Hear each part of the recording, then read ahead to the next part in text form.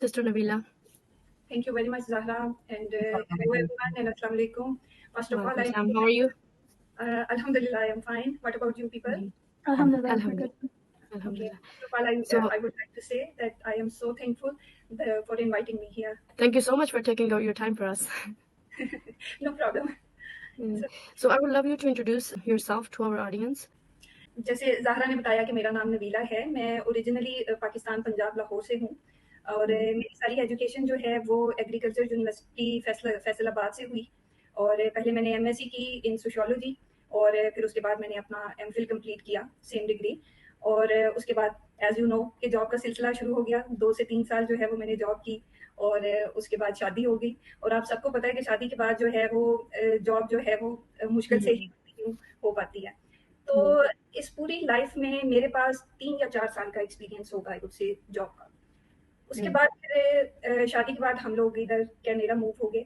Husband मेरे Australia में थे और 10 ईयर वो वहीं पे रहे, वहीं पे उन्होंने अपना सेटअप किया बिज़नेस वगैरह ये वो। He is working in IT department right now और अब ये है कि बिज़नेस का सफ़र मेरा कैसे स्टार्ट हुआ आफ्टर जब मैं मूव हुई पाकिस्तान से कनाडा तो अब मैंने फिज़िकली जॉब नहीं की, अभी तक नहीं की है।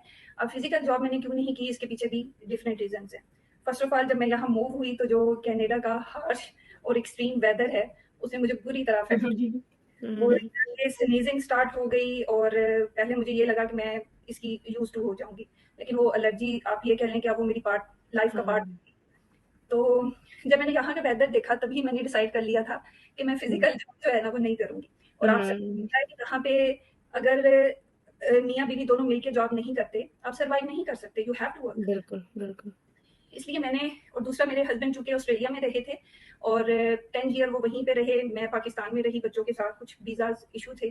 तो जब हम कनाडा में मूव हुए तो माइंड में ये भी था कि अब इतने सालों बाद हम लोग इकट्ठे हुए हैं तो अल्लाह ने ये मतलब वसीला बनाया है हमारे लिए जो है ये लाइफ में आसानी पैदा की है कि अब हम लोग एक फैमिली की तरह इकट्ठे होके रहें। तो ये भी था कि अब मतलब बेहतर है कि मैं घर से ही कोई वर्क फ्रॉम होम जो है ना वो सर्च करूँ। सर्चिंग स्टार्ट हो गई।